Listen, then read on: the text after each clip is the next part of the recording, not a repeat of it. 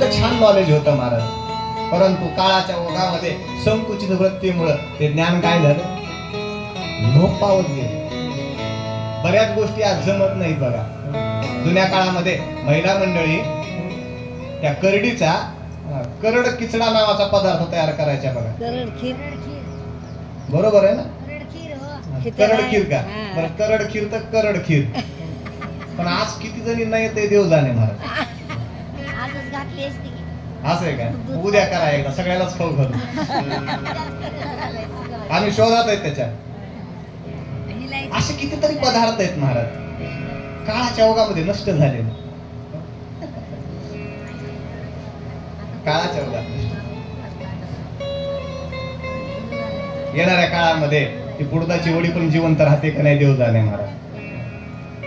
जोपर्यंत लुगड्यातल्या माय मावल्या जिवंत तोपर्यंत ती जिवंत राहील असं वाटतंय.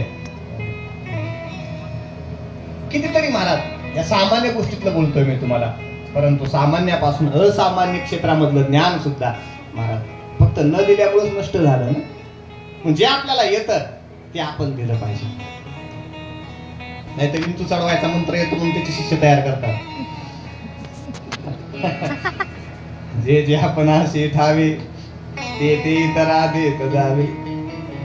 निदान 4-2 तरी शिष्य आपले तयार झाले पाहिजे. दान दातव्यमिति यद्दानम दीयते उपकारिणं, दिलं पाहिजे आपण. दानमेकं कलियुगो, कलियुगामध्ये दान.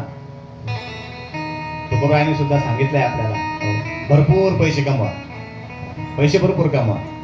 कमवण्याचा मार्ग उत्तम असू द्या, पण उत्तम मार्गानं कमवलेले ते पैसे मात्र उदास होऊन तुम्ही काय धन उत्तम व्यवहारे, जोडणे धन उत्तम व्यवहारे, जोडणे धन उत्तम व्यवहारे, जोडणे धन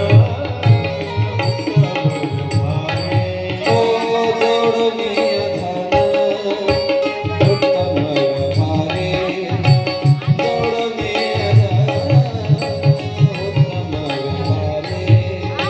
जोडणे धन उत्तम व्यवहारे, जोडणे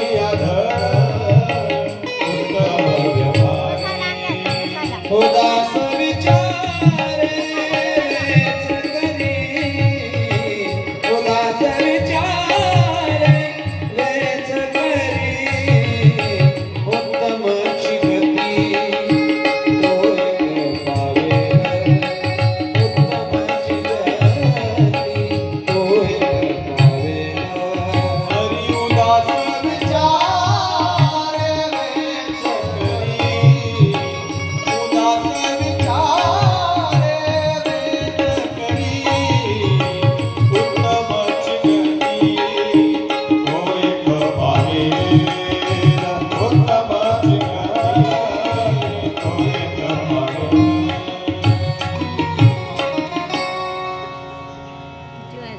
अर्थशास्त्रामधलं नोबेल खऱ्या अर्थानं तुकोबरायला भेटायला पाहिजे होते.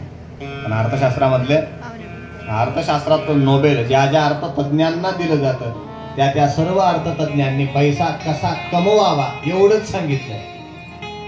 पण कमवलेल्या पैशाचं काय करायचं हे नाही सांगितलं कोणी, ते तुकोबरायांनी सांगितलं. उदास विचारे वेच करी, जोडोनी धन न खाली माती, ब्रह्मवंदे पूजनयती. जोडोनी धन न खाली माती, ब्रह्मवंदे पूजनयती. सत्याचरण दया होती, आचरण दया करी सांगाची चुको नको.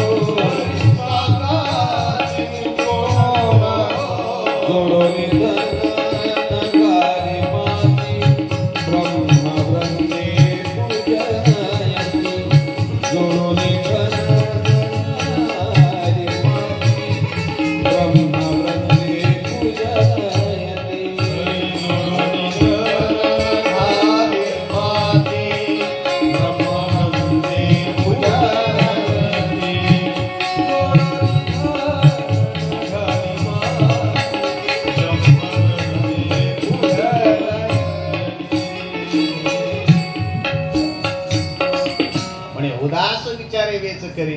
उदास अंतःकरणाने वेच करायचं म्हणजे काय करायचं? तुकोबराय सांगताय ब्रह्मवृंद पूजन यती. म्हणजे आपल्या दारावरती येणारे जे यती संन्यासी आहेत, जे सज्जन माणसं आहेत, जे ब्रह्मवृंद आहेत, त्यांचं पूजन करा. त्यांच्यामध्ये सत्य आचरण, दयाभूती. जिथं जिथं तुमच्या पैशाची गरज आहे ना, तिथं तिथं तो तुमचा पैसा गेला पाहिजे. एखादी गोशाळा आहे आणि पैशा अभावी तिथल्या गायी उपाशी मरतायत, तुमच्याकडे देवाने धन दिलंय, तुमचा पैसा त्या गायीच्या पोट भरण्याकरता जाऊ दे.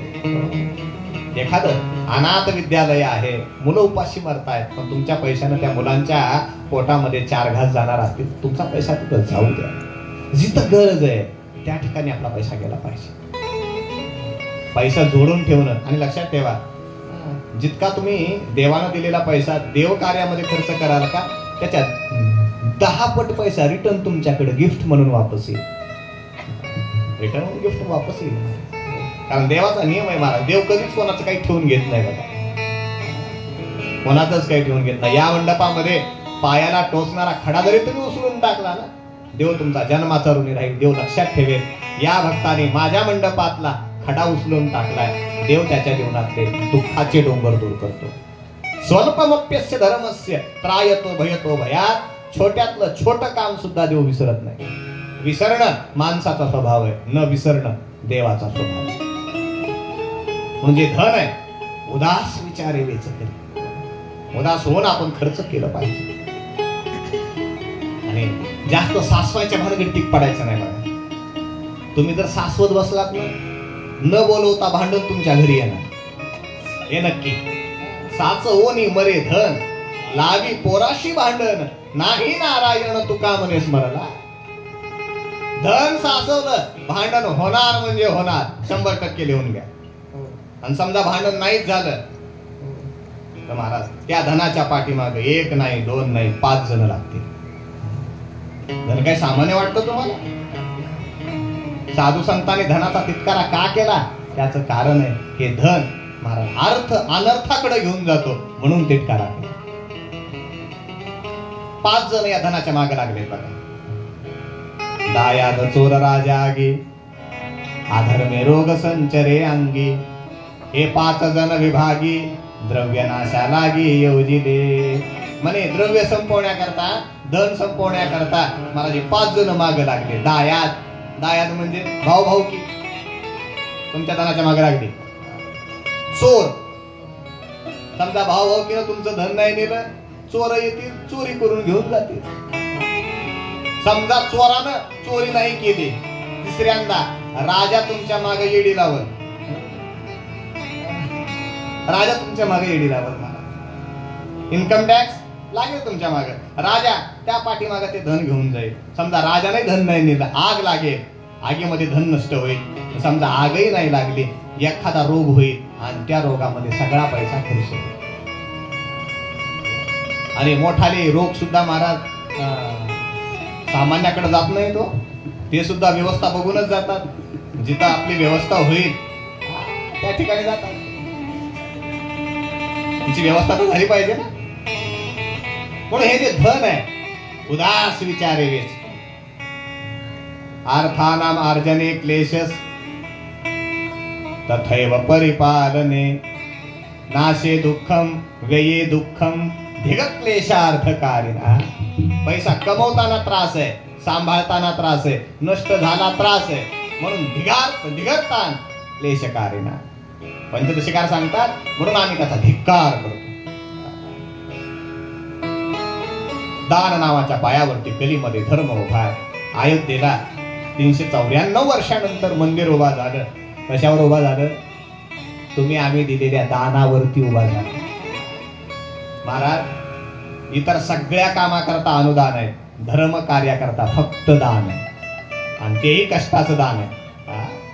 इतर सगळ्या कामाकरता अनुदान आहे.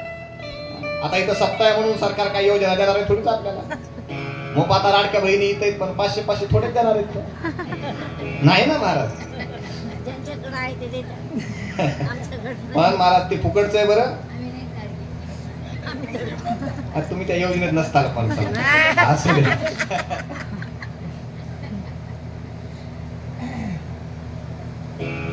दानमेकं कलियुगे. राजाने त्या कलीला सांगितलं, चल जा माझ्या राज्यामध्ये राहायचं. कलीनं परत प्रश्न राजाला केला, म्हणे राजा अरे कुठं जाऊ ते तरी सांग ना. जिथपर्यंत वार आहे, जिथपर्यंत आकाश आहे, जिथपर्यंत पृथ्वी आहे, तिथपर्यंत तुझंच राज्य आहे. तू सांग आम्हाला, मी कुठं जाऊ, कुठं थांबू. राजाने विचार करून 5 जागा दिल्या आहेत. सुरुवातीला 4 जागा दिल्या.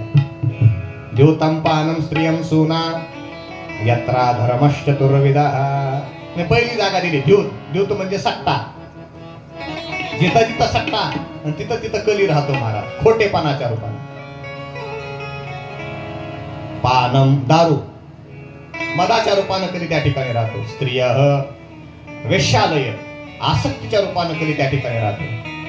आणि 4थं ठिकाण दिलंय सुना, कत्तलखाने, निर्दयतेच्या रूपानं कली त्या ठिकाणी राहतो. या 4ही ठिकाणी माणसाने गेलं न पाहिजे.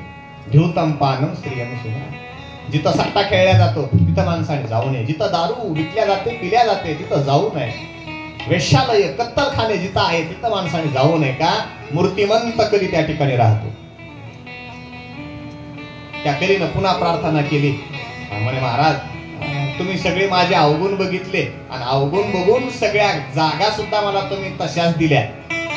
माझ्याकडे एक गुण चांगला आहे ना, मग एक गुण चांगला आहे तर एखादी चांगली जागा मला द्या. आणि सिद्धांत असा आहे महाराज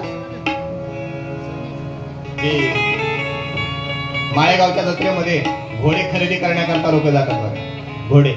आणि घोडे खरेदी करणारे जे लोक आहेत ना, त्या घोड्याच्या खोड्या बघत असतात. घोड्यामध्ये महाराज शास्त्रकाराने 72 खोड्या सांगितल्या. किती? घोड्यामध्ये किती खोड्या? जरा बोला. 72. मग विचार करा, घोड्यामध्ये जर 72 खोड्या असतील तर घोड्यावर बसणाऱ्यावर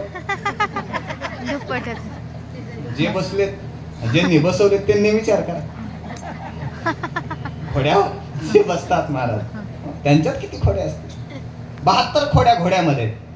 परंतु 72 खोड्या जरी घोड्यामध्ये असल्या तरी घोड्याच्या पाठीवरती उजव्या बाजूनं वळणारा केसाचा भोवरा असेल तर त्या भोवऱ्याला देवमणी असं म्हणतात. आणि तो देवमणी जर त्या घोड्यावर असेल तर 72 खोड्या झाकून जातात. देवमणी करता तो घोडा खरेदी केला जातो. 72 खोडे परी देवमणी कंठी. 72 खोडे परी देवमणी कंठी. तैसा मी जग जेठी तुका म्हणे, तुका म्हणे. तैसा मी जग जेठी तुका म्हणे. हरी 72 खोडे परी देवमणी कंठी. 72 खोडे देवमणी कंठी. तैसा मी जग जेठी तुका म्हणे, तुका म्हणे. तैसा मी जग जेठी तुका म्हणे. 72 खोडे परी देवमणी कंठे तैसा मी जग जेठी तुका म्हणे. आणि ज्याच्या दारात देवमणी घोडा असतो का तो व्यक्ती कोट्याधीश होतो. हा नियम आहे. म्हणून मोठी माणसं घोडे सांभाळतात बघा, कारण नसताना. मोठ्या माणसांकडे घोडे आहेत का? कारण देवमणी असलेला घोडा अंगणामध्ये आला की तो महाराज लक्ष्मीला घेऊन येतो. कारण तो घोडा लक्ष्मीचा भाऊ आहे. उच्चश्रवा नावाचा घोडा समुद्र मंथनातून निघालाय. लक्ष्मी पण कुठून निघाली? समुद्र मंथनाकडून. म्हणून कधी कधी भावाची विचारपूस करायला ती लक्ष्मी येत असते ना घरामध्ये, म्हणून ती लक्ष्मी वाढते महाराज. त्यामुळं घोडा मोठी माणसं सांभाळतात, विनाकारण नाही सांभाळत. त्या कलीनं सांगितलं माझ्याकडं अवगुणाची खाण आहे. मी कली तर पापाची मूर्ती, मी पापच आहे देवा. पण माझ्यामध्ये एक गुण चांगला आहे आणि तो गुण म्हणजे माझ्या युगामध्ये, माझ्या कालखंडामध्ये नामचिंतनानं देवाची तात्काळ प्राप्ती होते. कलियुगा माझे करावे कीर्तन, तेने नारायण देईल भेटी. हरेर नामैव हरेर नामैव हरेर नामैव तू केवलम. कलो नास्तेव नास्तेव कलो नास्तेव गतिरन्यथा. म्हणून तेने नारायण देईल भेटी. जी गोष्ट सत्ययुगामध्ये, द्वापारामध्ये, त्रेतामध्ये तपश्चर्या योग समाधीनं भेटत नाही ती गोष्ट कलियुगामध्ये केवळ नामचिंतनाने मिळते. अवघ्या वाटा झाल्या क्षीण. कलीनं घडे साधन उचित विधी विधान. न कळे न घडे सर्वथा. म्हणून नामचिंतन यस्मरेत पुंडरीकाक्षम. सभायाभ्यंतर शुची. म्हणून सगळं काम झालं की मग महाराज आपल्याला शेवटी काय म्हणावं लागतं? विष्णवे नमः, विष्णवे नमः, विष्णवे नमः. का? नामामध्ये सगळ्या गोष्टीची ज्या अपूर्ण गोष्टी आहेत त्याची पूर्णता होऊन जाते. राजाने सांगितलं हरकत नाही, मग मी तुला ठिकाण देतो. आणि राजाने त्या कलीला राहण्याकरता 5वं ठिकाण दिलंय महाराज. पुनश्चयाच मानाय जात रूप मदात प्रभू. सुवर्ण सोन्यामध्ये राहण्याची महाराज विनंती कलीला राजा परीक्षितीनं केली. आणि तेव्हापासून सोन्यामध्ये कली राहायला लागला. सोन्याला एवढं डिमांड काय? कारण कली राहतो महाराज त्याची. आता मला सांगा, जर त्या सोन्यामध्ये कली राहत असेल तर ते सोनं आपण वापरणं चांगलंय का? हा बोला बोला बोला. ज्यांच्याकडे सोनं आहे ते बोला. इथं का माणसं मुके आहेत का?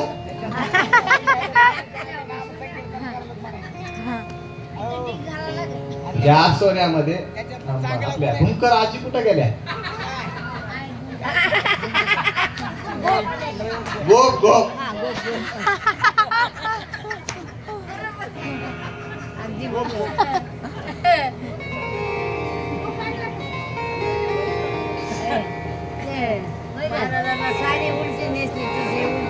मग ते सोनं वापरणं चांगलं आहे का सांगा? नाही ना. मग आता एक काम करा, ते सगळं सोनं इथं आणून द्या माझ्याकडे. कामाला लागेल. तुम्ही म्हणाल महाराज काय सांगता तुम्ही? आणि दररोज इथं गीता पारायण करायलो. आणि गीता पारायणामध्ये 10व्या अध्यायात विभूती योग आम्ही दररोज वाचायलो. त्या विभूती योगामध्ये आम्हाला असं भगवंतांनी सांगितलंय, धातू नाम अस्मि कांचन. धातू मध्ये मी कोण आहे? सोनं. सोनं म्हणजे कोण आहे? प्रत्यक्ष देव. म्हणून लग्न झालेल्या प्रत्येक विवाहित पुरुषाने महाराज एका सणाला आपल्या पत्नी करता 5 ग्रॅम सोनं आणलं पाहिजे. आता या म्हणतात वा, याला आज बोलवा पुढच्या वर्षी.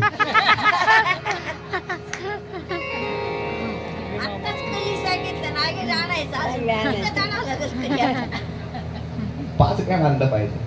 आणि ते जर 5 ग्रॅम सोनं त्या सणाला आणलं तर मग त्या पुरुषावर वर्षभर संक्रांत येत नाही बघा.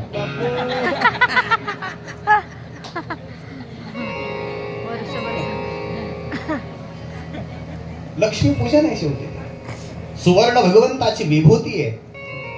धातूमध्ये परमात्मा श्रीकृष्ण म्हणजे सोनं आहे. मग आता तुमच्या मनामध्ये प्रश्न पडला असेल, आताच तुम्ही सांगितलं सोन्यामध्ये राहण्याकरता कलीला जागा दिली, त्याच सोन्यामध्ये कृष्ण नेमका मी समजायचं काय?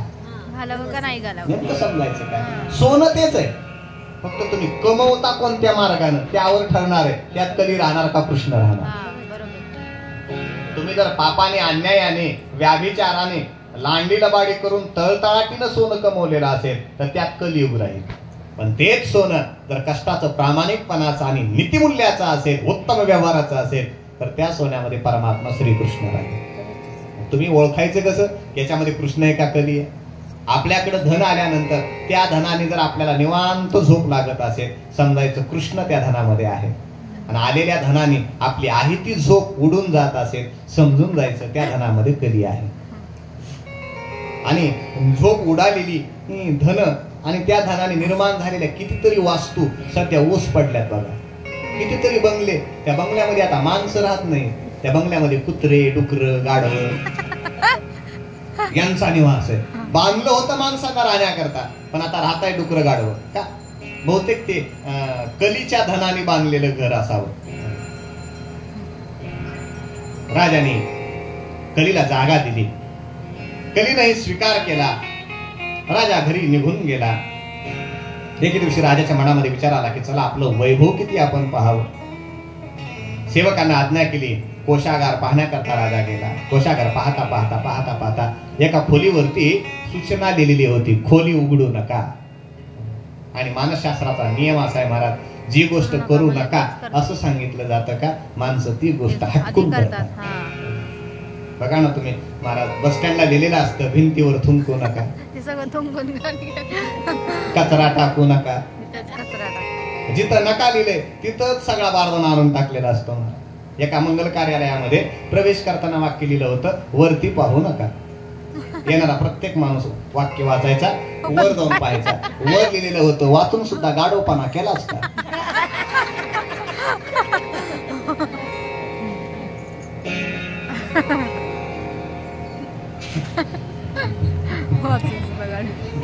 माणसाची वृत्तीच की. राजाने ती सूचना वाचली आणि सेवक अगोदर ही खोली उघडली. आतमध्ये एक भली मोठी पेटी होती, पेटी उघडली. आतमध्ये एक छोटा संदूक होता, संदूकही उघडला. तर त्यामध्ये एक दिव्य असा रत्न जडित सुंदर असा मुकुट निघाला. पाहता क्षणी ते मुकुट राजाला इतका आवडला. राजाने सांगितलं, उद्या मला तो पोशाखात ठेवा. काय बघा, पापाचं रूप देखणं असतं, आणि बघताक्षणी पाप आवडतं. खांडेकरांचं वाक्य बघा, हे बहुतेक माझ्या मतानं अमृतवेल या त्यांच्या पुस्तकामधलं आहे. पापाचं रूप देखणं असतं आणि पाप बघताक्षणी आकर्षित करतं. राजाचं पण तेच झालं. तो मुकुट राजाला आवडला.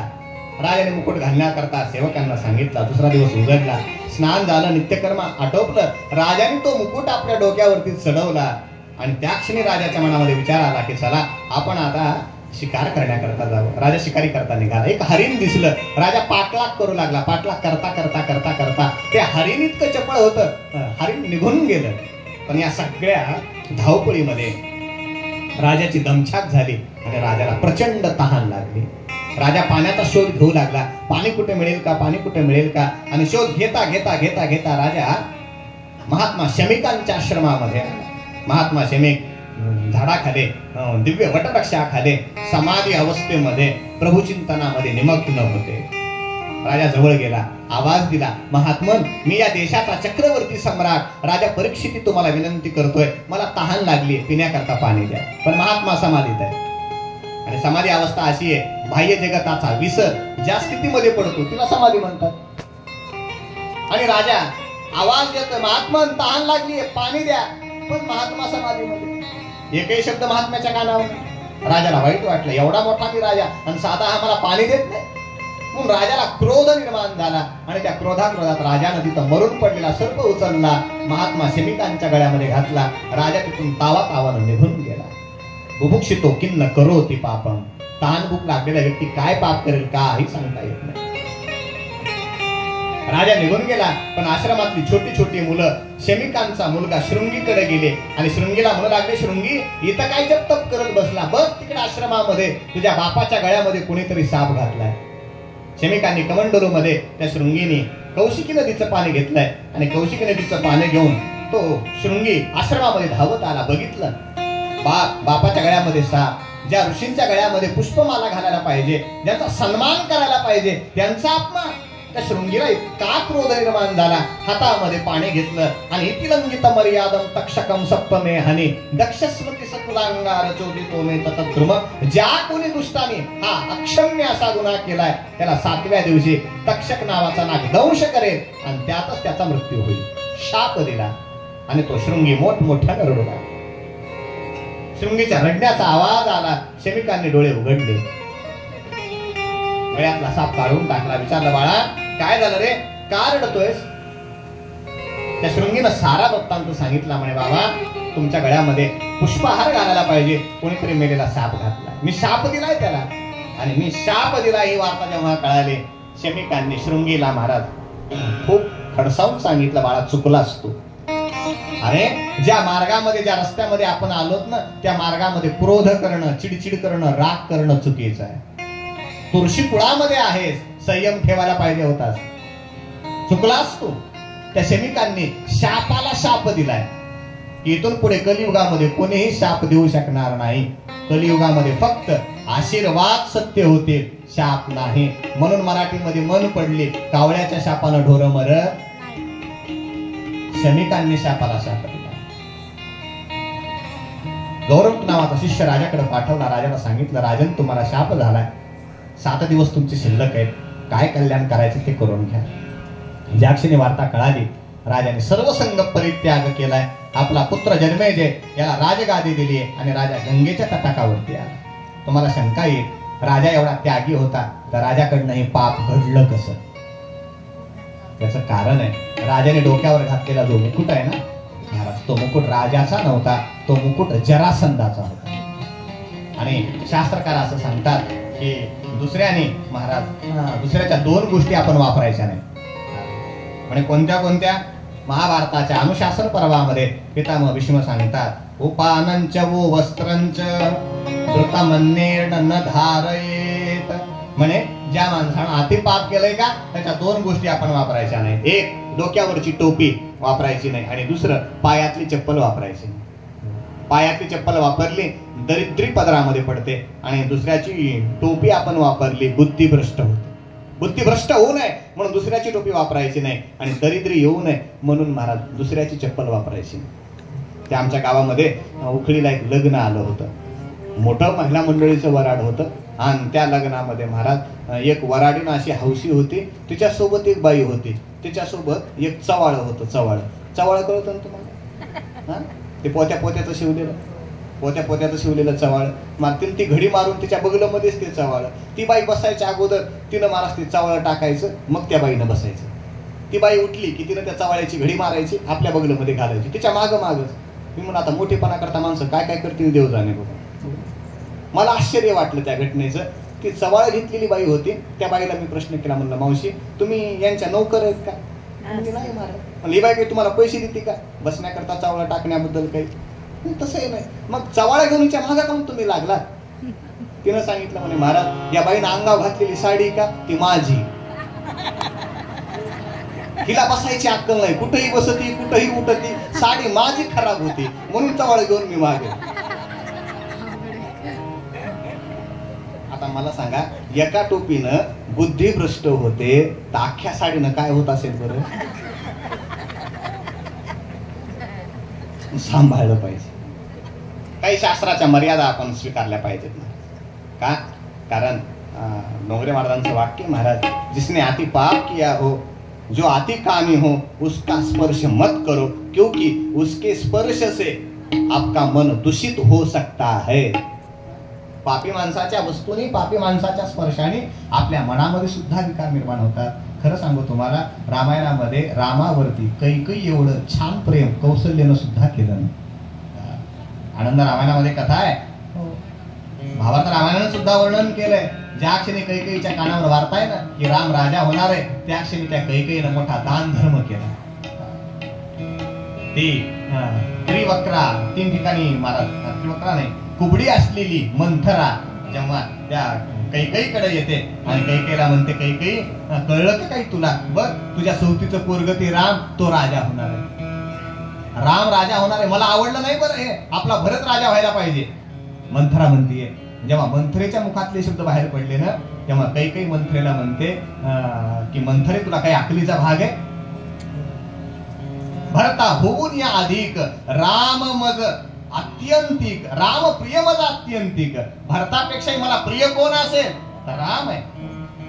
तैसाची भरत तैसाची श्रीराम, मज तव दोन्ही समसमान.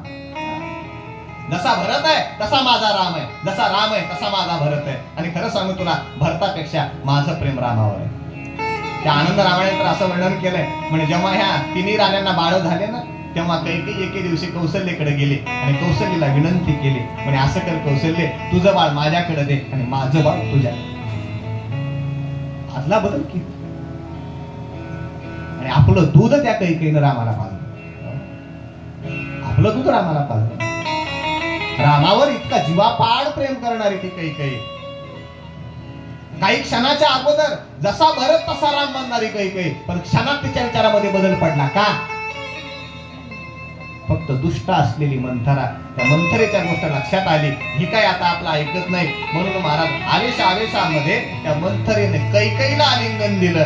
आणि आलिंगन दिल्यानंतर हृदय लागता देख, दोन्ही ठाई विकल्प एक, वाढिन्नला अत्यंतिक, राम अभिषेक दृढद्वेषी. नारायण वर्णन केलंय, त्या मंथरेच्या हृदयामधला विकल्प कैकेयीच्या शरीरामध्ये गेला, स्पर्श झाला, आणि स्पर्शाने शुद्ध असलेली कैकेयी मला दूषित झाली. सांभाळलं पाहिजे. कारण प्रत्येक वस्तूमध्ये कार्यदोष असतो, कर्ता दोष असतो. त्या कार्यदोषातून, कर्त्या दोषातून आपण वाचलं पाहिजे. राजाला पश्चाताप आहे. राजा गंगेच्या किनाऱ्यावरती आहे आणि गंगेच्या किनाऱ्यावरती राजाचा तो दिव्य त्याग बघण्याकरता अत्रि, वसिष्ठ, चवन, शरदवान, अरिष्ट देवी, भृगु, अंगिरा, पराशर, मेधातिथी, देवल, देवरात, अगस्त्य, भगवान वेदव्यास, नारद असे मोठे मोठे महात्मे त्या ठिकाणी आले. त्या महात्म्यांचं दिव्य स्वागत राजाने केलं. सगळे राजे लोक, सगळे ऋषी लोक आसनस्थ आहेत. अशा वेळेला अचानक शुकदेवजी महाराज त्या ठिकाणी प्रगट झाले. जेव्हा शुकदेवजी महाराज प्रगट झाले, बसलेले सर्व महात्मे उठून उभा झाले. सर्वांनी मिळून जय जयकार केला. शुकदेवजी महाराज की जय. शुकदेवजी महाराज त्या ठिकाणी आले. तत्राद भगवद भगवान व्यासपुत्रो यदृच्छया गामटमानो नपेक्ष अलक्षलिंगो निजलावतुष्टो व्रतस्य बालैर अवधूत वेशः. आले आणि जेव्हा शुकदेवजी महाराज आले, राजाने आसन दिलंय, आसनावरती विराजमान केले, पाद्य पूजा केली, सन्मान केलाय आणि हात जोडून राजा विनंती करतो. हरि की कथा सुनाने वाले, प्रभु की कथा सुनाने